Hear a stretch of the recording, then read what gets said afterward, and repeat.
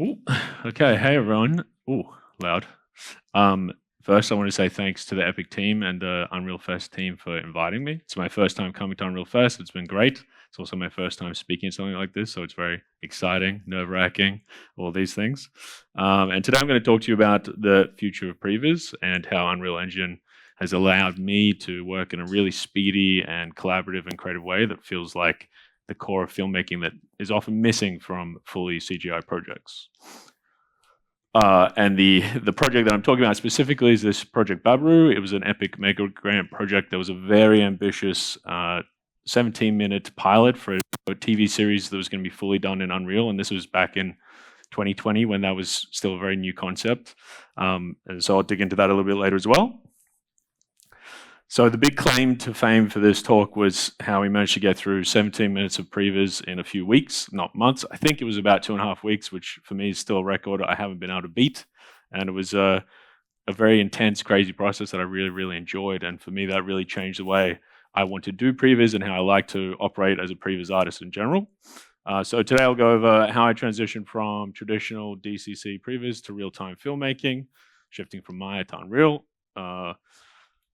How Unreal Engine kind of changes the game for Previz. I mean, I'll probably say something like that a million times over. For me, it's really changed everything. Then I'll dig into the project Babiru and a few new tools that I found in Unreal Engine that make Previz really fast and really efficient. And then I'll do a little bit of a live demo with some collaboration and some audience participation. Yeah, and some Q&A at the end. So my name's Dane Armour. I'm a Previz artist. Ooh, and recently I just founded my own studio at Prior. Way back in the day when I started my career, I started on Happy Feet 2 down in Sydney, working with George Miller. Weirdly, he was making Happy Feet 2 at the same time as Mad Max Fury Road. Kind of weird to think how those two films go together. But on that film, I saw how George embraced Previs, having never heard of what Previs was before getting this job, bear in mind. He kind of used Previs instead of storyboarding. For him, Previs was the first stage in production where the film becomes a film. Until then, it's ideas in your brain, it's words in a script, it's drawings on a board. So for him, Previs was a really big part of the process and really shaped that film. I went on to work on a bunch of feature films throughout the next, I guess, 8 years, which is weird to think of that history. And I found over the time, even though every film was a brand new challenge and a really big ET project to dig into, I found these really long feature films start to wear on my soul a little bit. You know, working on a project for 2 years, 3 years, or one sequence for 6 months, I was missing some extra level of oomph and challenge and something didn't quite feel right. And I'm going to jump ahead here to post 2020, where I managed to move to Berlin and make the shift into commercials and music videos in short form. Got to work on some really amazing projects in the last 5 years. And here in the middle, this little aha moment was actually the release of Love, Death and Robots Season 1, which I think for a lot of people was a really big shift, whether you're in the industry or not. It was the first time all my adjacent friends were asking about animation, so it felt like a really big, like, whoa moment. Hey, man. That's a good icebreaker. I like that. That's very good. And I forgot what I was saying. Next slide. Love, Death and Robots. So I was lucky enough to work on episode Lucky 13. I don't know why the 13 is down there, but yeah.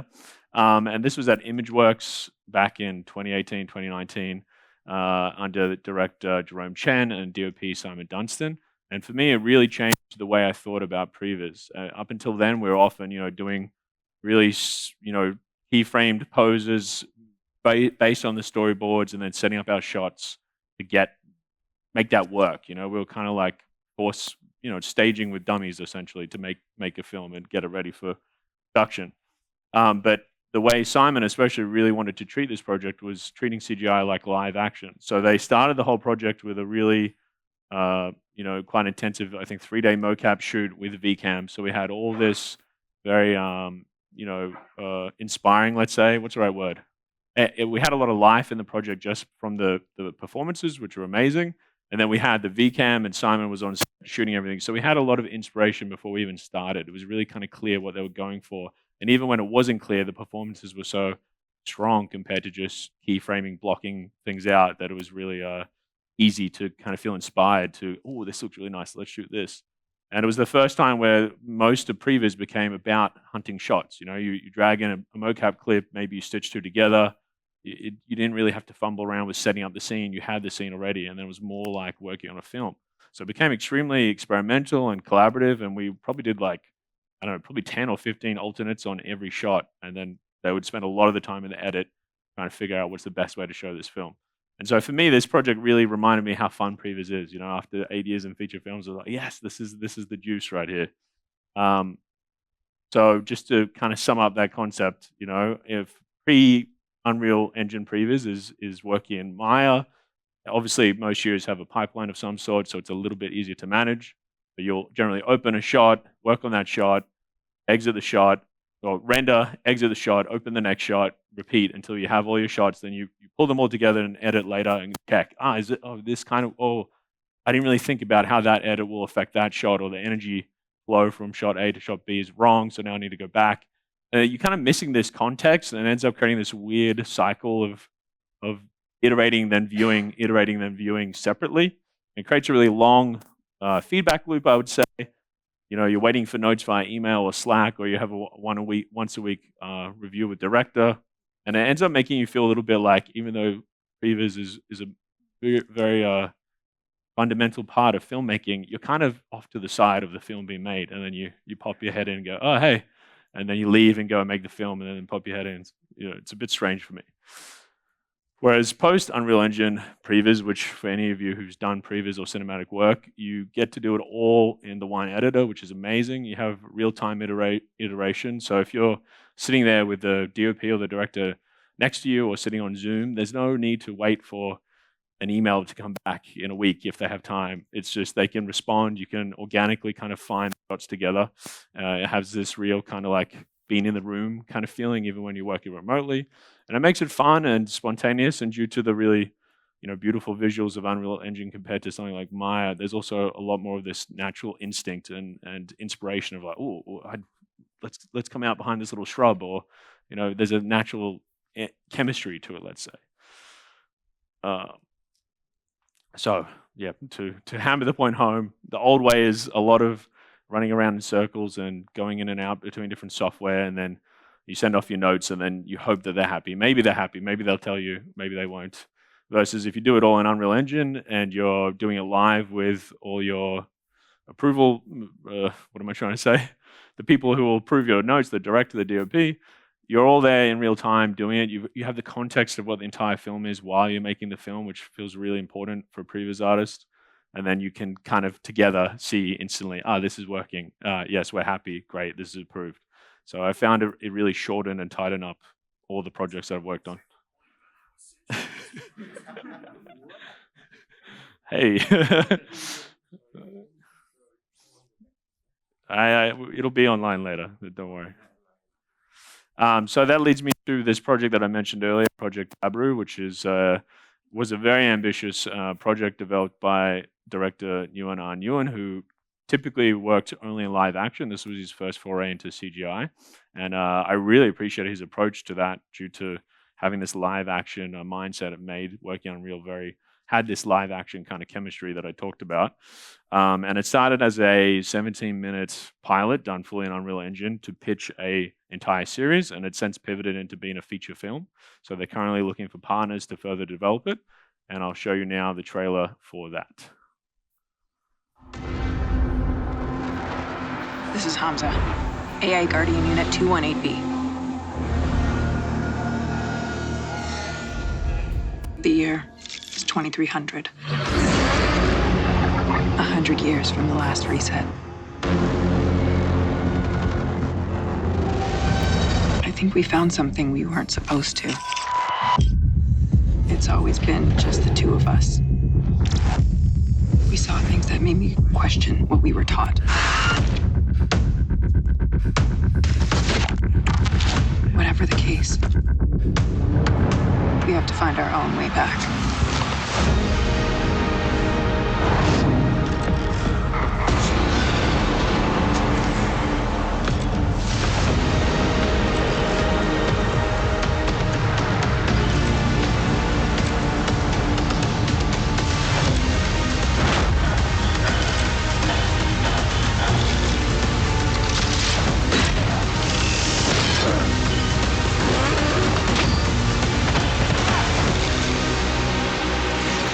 This is Hamza, 218B, somewhere in the city.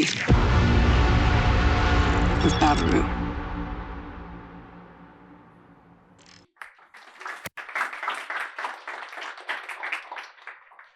Thanks, guys. So, despite this being only a minute and a half trailer, is my mic back on? Yeah? Okay. Despite this only being a minute and a half trailer, we did actually put together a 17-minute pilot, which unfortunately is going to be under wraps until the future of the project evolves, let's say. But it was quite a feat to go through 17 minutes of footage in 2.5 weeks. And kind of, I'm going to break down now kind of all the ways in which I think that was possible, and then we'll do a little bit of a demo of like that kind of workflow. So the first one is similar to what I learned on Love, Death, and Robots, is a lot of pre-production, extensive pre-production, maybe some fight viz or very thorough storyboards, obviously. But in this case, there was also a lot of set builds. They did previs mocap, which really helped. Like I said, I think that's the biggest impact on the previs process, is to have already an inspiring or gives you some instinct out of the performance off rip, instead of spending a week doing weird blocking stuff. And then we essentially just did a daily previs session for about 3 to 4 hours. An was in LA and I was in London, and the only limit to our work was like one of us would lose brain capacity at some point, but we would really get in the flow, and there'd be a really great rhythm and chemistry to it, and we just sit at it until we felt like, okay, that's enough. And then, of course, having like an ever-evolving edit that the whole team could check on was really, really impactful as well. So speaking of the pre-production, so this concept was originally developed by Navan Katara and Fred Rambeau. They're concept artists that kind of had invented this world together collaboratively online for about 10 years. And then An reached out to them and was like, guys, there's something here that's really special. I want to turn this into a project. So already having this like depth of concept and depth of the world there before we started was really helpful. It gave already a lot of inspiration. And then pre-production, the value of pre-production. So here's some of the very like in-depth pre-production before I'd even come on the project. This is the start with An's very adorable sketch storyboards, which is perfect for a director to put on. He went and did fight viz for all the combat scenes. They went on to do obviously a full mocap shoot, which was incredibly helpful. And they already had really good layouts for their sets that, with a little bit of lighting on Unreal Engine, made them feel really moody or cinematic off rip. It was really easy to just get into the flow of things. So even just with these two elements here, as soon as we started doing previs, we were already getting stuff like this that felt like, this is the film. This is the film coming together. And again, it took us a few days to block out this whole fight scene, for example, with many, many alts and lots of iterations. So without giving anyone PTSD about COVID, those rough times, this was pretty much how we did all our work. And somehow this Zoom process actually helped, because it was really clear of like, okay, we're here just to do this. No one wants to be here. No one wants to be stuck on a call for 4 hours. We're going to sit down and get it done. And yeah, we ripped through it really, really quick. Once we got into our rhythm together and had a bit of chemistry, which I think is always important for directors and DOPs and previs artists to have, we just kind of got in the flow of it, and would just sit there and bash this out really easily. And as I'll show later, for anyone who has a new sequencer, which I guess is almost all of you, it's really a big game changer of how quick it lets you move in and around your shots, and have this constant sense of a context of what the film is really important. So now I'll actually do a quick little, can I go back? I'll do a little quick mini demonstration of a scene from the film, just to show that. If I can pop over to the,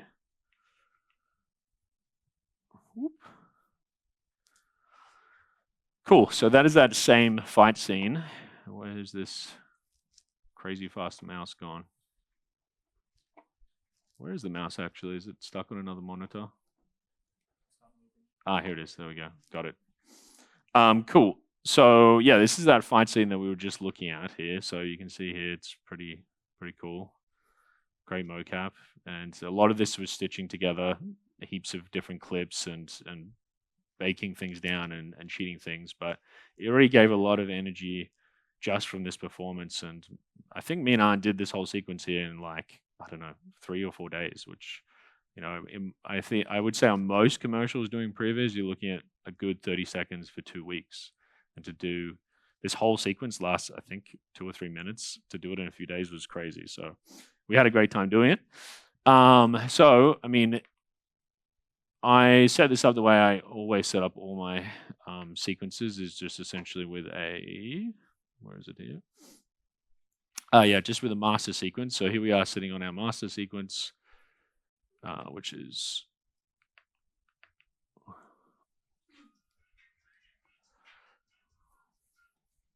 hi.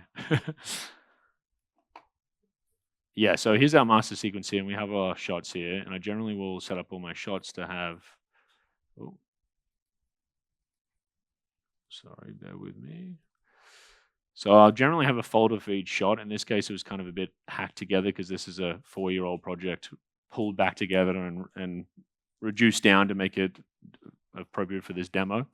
But we have all these shots here, and all the shots are named with a suffix of _1, which Unreal Engine seems to really love, but it lets you iterate things really quickly. So for example, in any of these shots here, if we were watching it all here, maybe we say like this camera's a bit trying too hard, let's say. I mean, it's kind of cool, but let's just say it's trying too hard. Maybe we just want something way more reduced. Very simply, just go new take. It'll automatically suffix up to version 2. So we have a version 2, and now we're free to kind of do whatever we want to this shot without affecting the whole sequence. So here, for example, we have our camera. I'm just going to delete all these keyframes. I like the shake that we have on it. I think that, I mean, I'm going to do something that I won't like, but let's just do it for the sake of demonstration purposes. We've got to drive our camera here. So I'm just going to do a similar concept for this shot, but from an overhead viewpoint. So we have this first keyframe here. And again, I'm going to do very simple. Oh, what happened there? Of course, the dreaded didn't put on auto keyframe. Always put on auto keyframe. So good. Okay, so something like this, and then at the end of the scene, as she runs ahead, we'll again chase her. So I'm just actually going to move the camera. Where is it?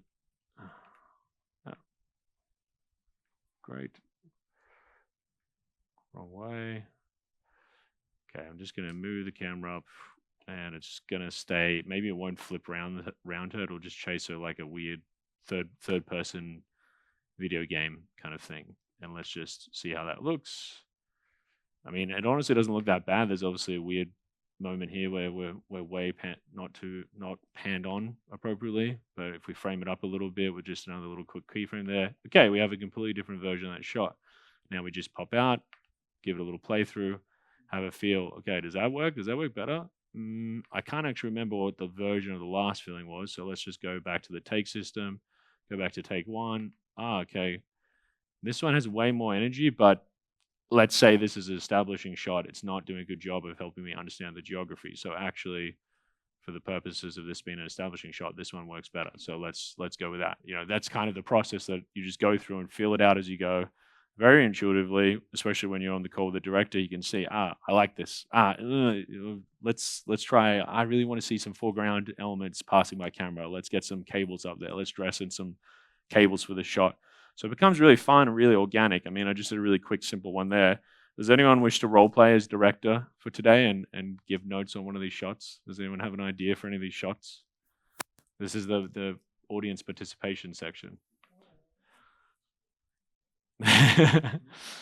Anyone? Any directors in the audience? Let's redo this one, because this one is also feels like chaotic right now compared to everything else. So let's do a simple version of this. Anyone got an idea for this? So I'm just going to do a new take here. Again, just to illustrate the point.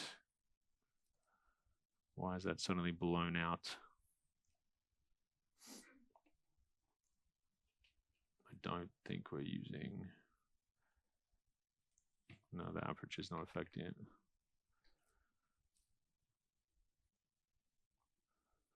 Why did that just blow out? I have a feeling if I look at my screen messages here, it's trying to tell me my budget has gone over. So I'm just gonna, what? Yeah. I never remember to jack that up, but let's just quickly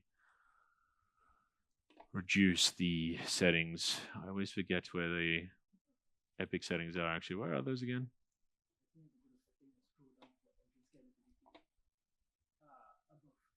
There it is. Perfect. Yes, it's always hiding somewhere.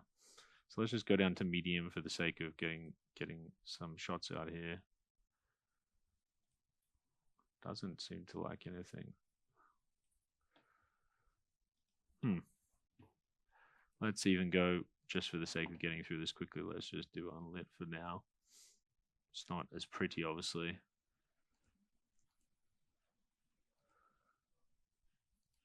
Why did that happen just when I made a new shot as well?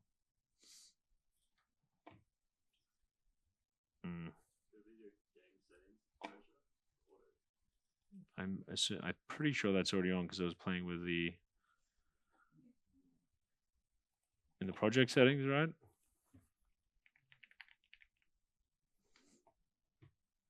Oh, no, it wasn't on.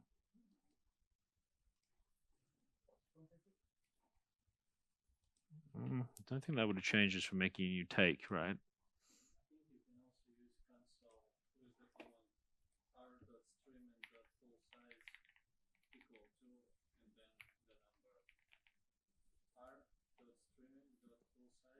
Full size? Pull size, sorry. Uh-huh.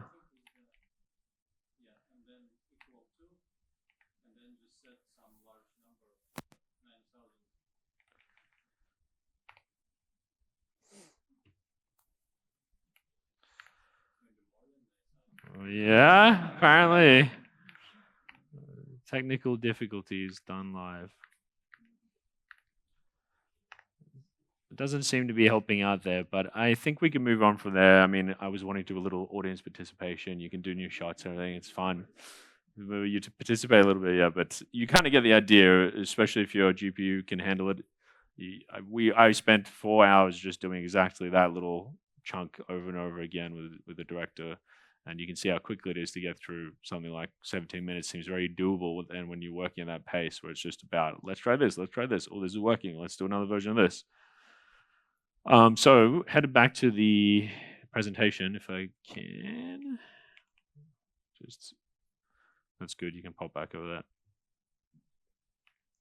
I wanted to also talk about some AI tools. So obviously, in the case of a project like Babiru, where we had a decent budget and did a full mocap shoot, which a lot of projects are now as well, there's at-home options to also get the same energetic performance, just with no budget or just yourself as a previs artist if you want a shortcut going through all the blocking phase and build things out yourself.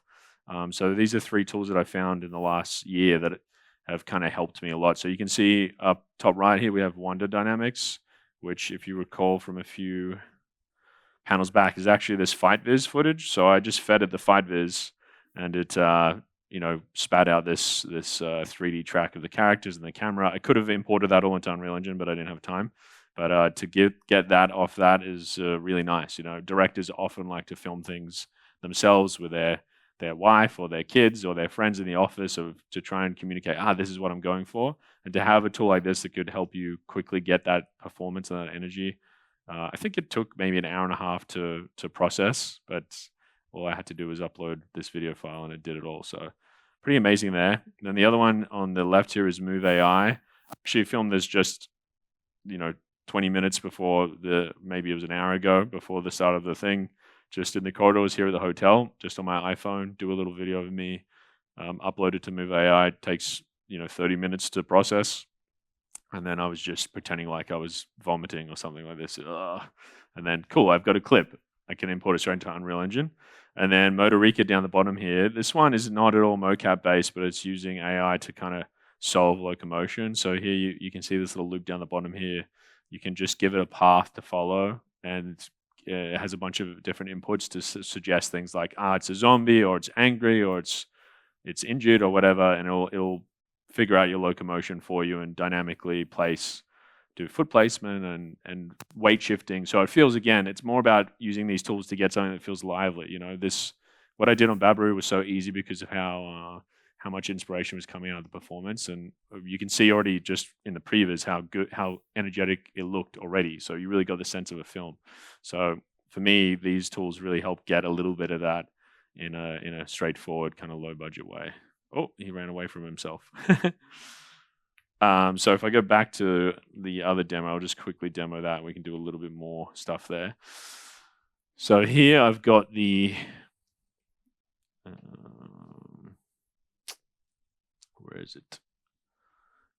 Yeah. So here I've got this this one that I generated from Motorica here. So you can see I just put them running in a straight line, and then I control the speed so they start slow and then they speed up, and then they're injured, but also with a little bit of like thug energy I put in there, apparently, like thinking some kind of criminal that just got away from a gunfight, but he's injured. So I generated that, and then I thought, okay, cool. Well, for this to be a story of some sort, I also will use Move AI to create a little animation of the end of this, of me being like, I'm exhausted, or I'm throwing up, or I'm bleeding out, or whatever, and I'm checking if anyone's coming to find me. So that's the stuff. I could have also obviously got the fight scene from the Wonder Dynamics if it had exported fast enough. Unfortunately, it didn't, but the same process would be true. I've already made these here, but it's really easy in Unreal Engine. So in general, in Unreal Engine, I really like to just work with a character that has a control rig. So generally, I'll just go straight for the mannequin character. You can use whichever one you like. So I'll generally bring in the mannequin.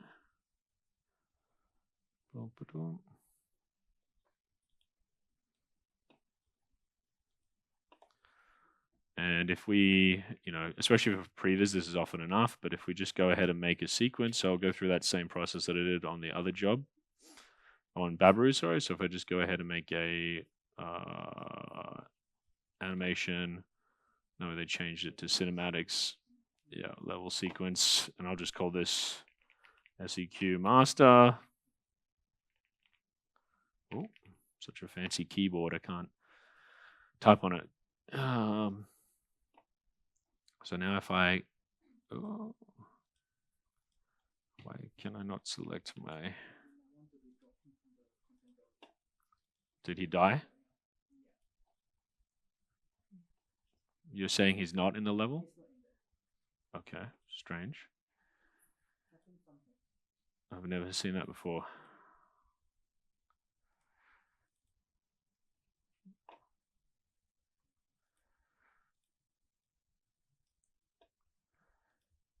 Okay, cool. And then as soon as you, it already did it for me. So as soon as you drag and drop this guy onto the sequencer, he should have a control rig. What happened to him here? So if you just go plus onto the, I have the wrong asset in there, sorry.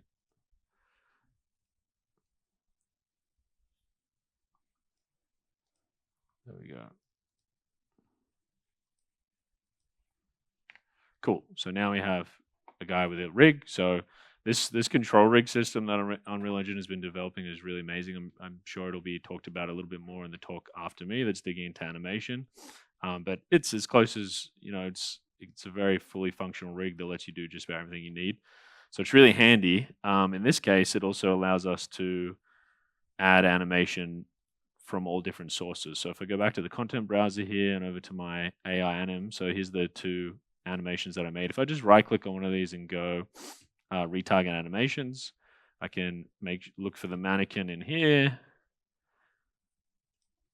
And then if I grab this Motorica, you can see now it's kind of remapped that animation onto the mannequin. So I'll go ahead and do that for the other one as well, just so I can get all the animations on the one character.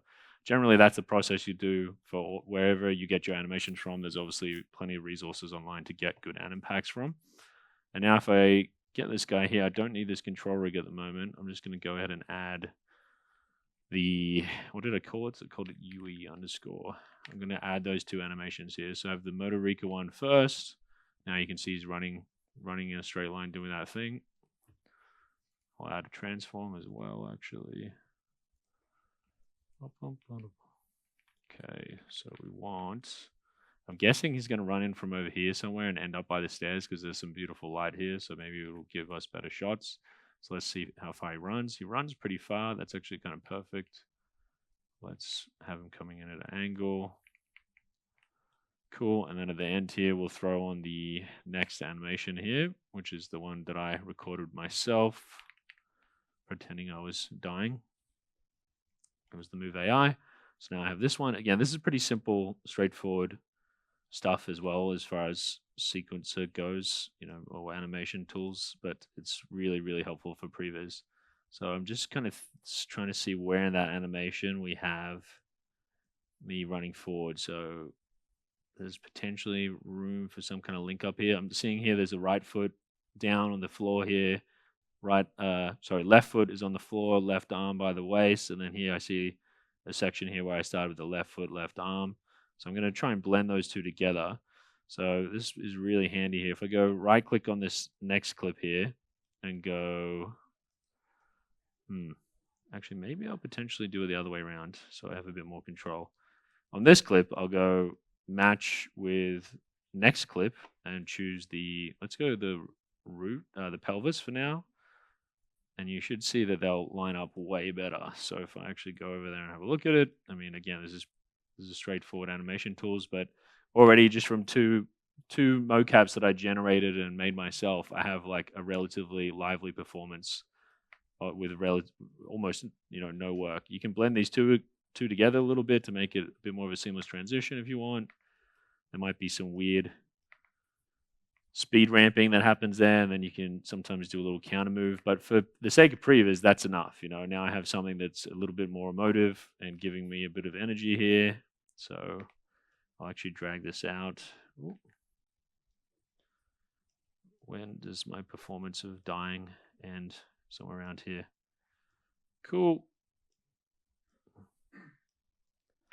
So just for those two clips, I have a kind of, usable, workable animation there, which is great.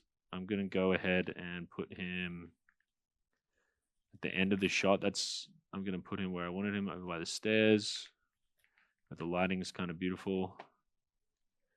And he's just running in, trying not to die. Great. So I'm actually going to rename this sequence that I did. I'm going to rename this as the anim sequence. And then I'll, again, make a new cinematics. That's right.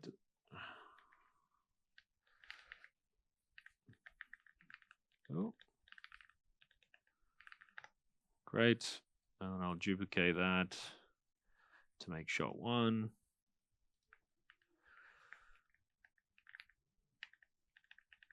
So always have that _1 and you'll be right as rain. So if I go in here now and go add a shots track and then add that shot one.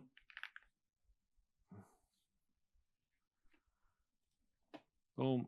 So here's my first shot. It doesn't have a camera currently. I'm going to go into this shot. I'm going to add a sub-sequence track to grab that animation. So I'm just going to add the anim sequence here. So now I have him running in.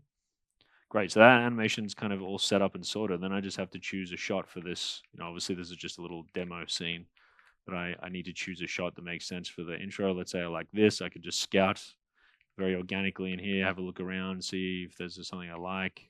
This is kind of interesting. Just grab that as a camera, set up my camera to whatever I want, something like a 21, I think. I'm going to come in here. Feels like there could be something interesting coming around here. Set a keyframe. Probably doesn't need to last that long for the intro. Maybe just comes in and pans up a bit. I'll just set these two keyframes to something like, make them linear just for the sake of being quick. Cool, there's my little intro. So there's shot one down the hatch. And then really it's just as simple as doing that over and over again to build out your scene. You can go ahead and rename this. We want to keep, keep this as shot one. Sorry, as take one, but shot two. Go back to my master. Add a shot. Cool, I have shot two now. In shot 2, I think we obviously should cut to a close-up, and his anim can be way further along, so probably somewhere along here where he starts to do this part here where he's exacerbated. We can turn this into a new shot here. So I'll straight away pop that up on like a, I don't know, let's say a 40. And let's drive it. So let's come in nice and low. See, try to get him to land in the shot here. Cool. Again, let's keyframe that. Oh, that's a weird second keyframe on there that I forgot about. And then, you know, he can gain on the camera and push the camera a bit. So something be like, this is kind of interesting, let's say. Let's all agree for now that that is kind of interesting. Cool. So, I mean, I'm just ripping through these shots just like that, you know, and that's pretty much my whole process for setting up my first pass. And then suddenly you're in a great position to, you know, grab your director or your DP and then, oh, cool, I want to do a new version of this shot. Go new take. It's already versioned up. This feels weird that we're so looking up on him. It makes him feel strong and powerful. But in this moment, he's kind of in a vulnerable position because he's shot and nearly dying. So maybe we should try something where we're looking down on him. So let's pop up and get, maybe there's something interesting here of him coming through here. Probably need a little bit of a longer lens. Could be trying a bit too hard, but let's see. Great. And then here at the end, I mean, this is kind of nice having him look up at us, but you know, this is not a beautiful camera move, but yeah, something like that. So there you go. That's kind of like how I would quickly start to rough things up on almost any job now, if people are willing to work in Unreal Engine, which I'm trying to get more and more people to do. So that's kind of the rough process there. If we can go back to the deck, that'd be good. Great. Cool.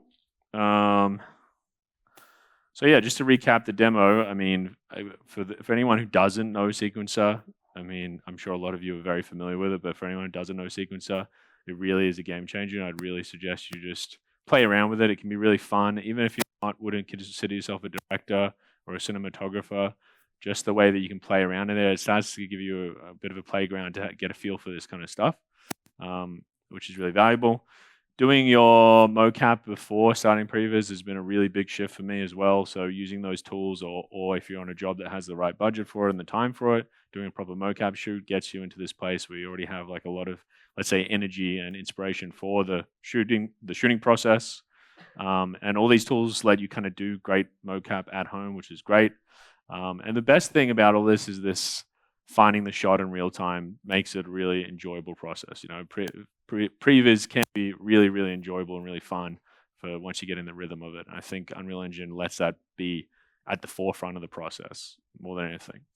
And for me, it's really like the new standard for how I'd want to work and how I'd want to collaborate with others. So more and more, I'm trying to push clients and directors to take a risk and try Unreal Engine instead of the more traditional paths of doing Maya or whatever your favorite DCC is.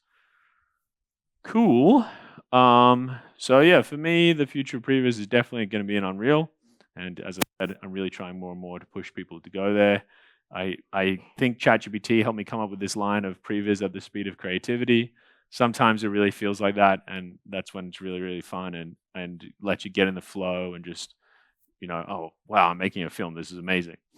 And the thing about it is this is a really big part, is just that you get back your spontaneity. You know, I think filmmaking in a fully CGI pipeline can lose that moments of instinct, that moments of intuition, that moment of like chance or surprise, you know, because everything's so thoroughly planned out, which is, you know, obviously needed to make work of the quality that everyone here makes. But there's something also beautiful about getting that spontaneity back.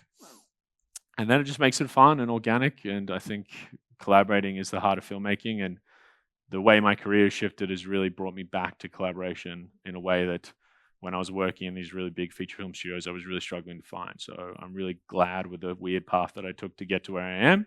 And I can only hope to inspire other people to do that themselves, which is ultimately kind of why I started my own agency prior. It's kind of like a talent agency for these kinds of artists, previs artists, and real-time artists who are excited about this way of working and also pushing that towards clients that can kind of feel the benefit of that as well, to get more work done in a quicker way where people are more happy and excited about doing it. The worst thing you want is for people to dread going on a call and reviewing previs. You want them to be excited, like, oh yeah, this is gonna be great. So that's the kind of people I'm looking for. That's it. Q&A.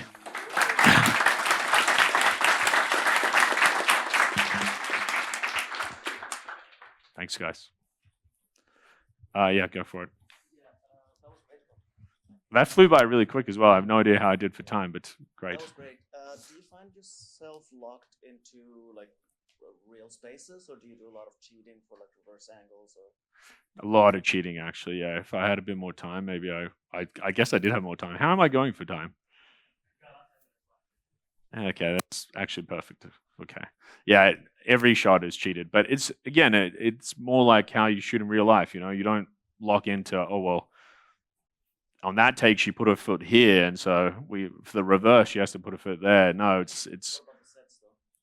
the sets as well. I'll cheat as much as that as I can, where it doesn't impact the later stage of production. Obviously, shifting around sets can cause big chaos for any effects sims or lighting artists. So it's within the realm of what's possible. But again, also in real life, most sets are built to have whole walls pulled away, roofs pulled away. So it's I'm okay with cheating. I love cheating. It works.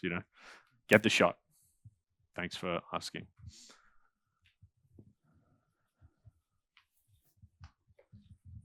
Great talk. Thank you very much. Let's say in a scenario you have 5 shots, and in shot 2, let's say it's frame 50 to 100, and then you cut shot 2 to end, let's say, from frame 50 to frame 90. In shot 3, are you just missing those 10 frames and you have to go back and like readjust everything, or no?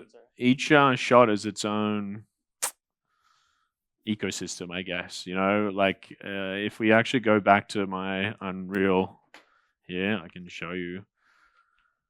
Is Babiru playing nice again? Maybe it is. So here, for example, each shot has its own tracks down here showing what the camera's doing, what the character's doing, what the lights are doing. And in this case, the characters are all on, again, its own whole separate layer. So here you're essentially just digging down. I like to keep things in 2 layers. So I have my master layer, and then I go into my shot, have my shot layer. But then you can, again, dig into like having an animation on a lower layer. But each of these layers, other than when they're called to be visible in a layer above them, are isolated. So that is to say that you could shift all the animation in shot 3 to ignore that 10 frames difference. You're not dealing with time in this linear way. It's okay. Each one can be its own thing. Yeah. All right, thank you very much. No worries. And which again is very filmmaking. Like in an edit, you're doing that all the time. So yeah.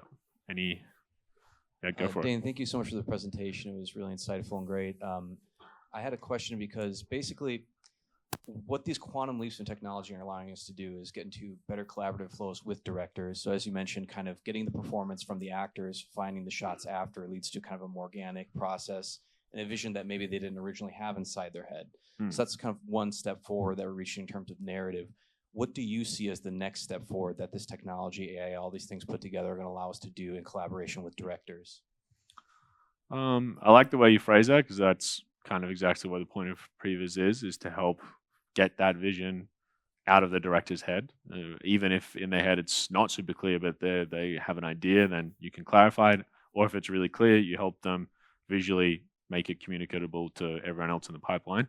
As far as the future goes, I'm personally quite excited about AI tools and happy to embrace them where it makes that simpler, especially things like Runway or any image generators can help find an idea quicker with the least amount of workforce to do so. And I think for a pre-production process, that's really valuable. So I'm personally quite open to that. I don't really have a clear read on where the technology is going that might make any kind of massive paradigm shifts, but I would say that I hope and I am pushing in the work that I do and the people I hire and the clients I work with to do more of this intimate collaboration. And I think overall that's where work becomes fun, it becomes easier, and gets a little bit more of this magic to it. So any tools that let that be more the focus, I'm more than happy to embrace it and would be excited to. So, Thank you. no worries.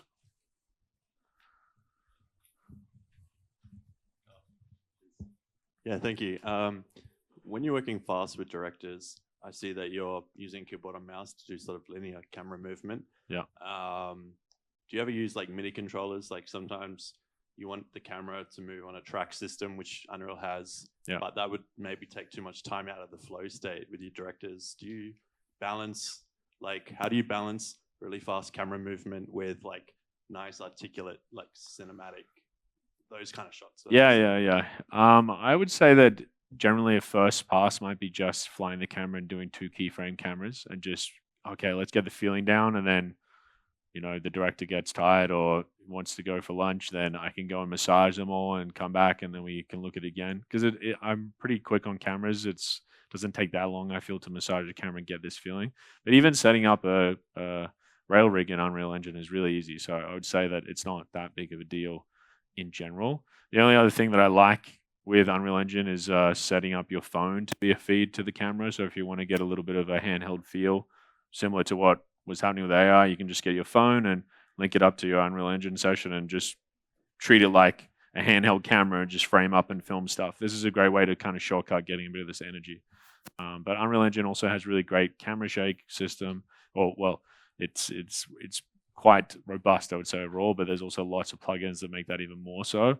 So giving just the right amount of shake that makes it feel like there's an operator. You know, most of your camera work, the goal is just to make it feel like this unreal world at least has a real cameraman. You know, everything else is fake, but the camera has to be real to sell the reality of the world. So that's the effort I put into the cameras, and I think those systems help that. Anyone else? I think we still have time. No? I think that's it. Thanks, guys.